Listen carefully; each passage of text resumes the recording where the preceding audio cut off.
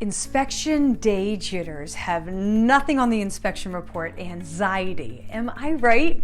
Hi, I'm Kimmy Rolfe with Berkshire Hathaway Fox & Roach, and I completely understand how terrifying inspection reports can be. I mean, clients think these can make or break deals, and the truth is regularly they don't. However, I have counseled so many clients during this time, and I am not stretching the truth when I say counsel clients, because I feel more like a counselor. But to calm the nerves for the buyers and for the sellers, here are the possible options for responding to an inspection report.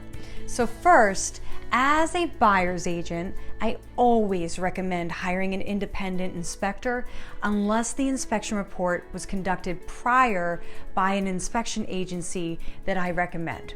When the report is handed over to you, your options will be to either accept the inspection as is and move to closing, reject the inspection and terminate the deal, accept the inspection but implement contingencies on the sale for repairs, or you're asking for credit, money off.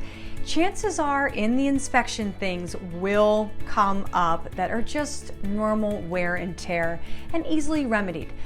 When it is more serious, this is the best time to have a talk with your realtor about how to move forward with the deal that has some issues.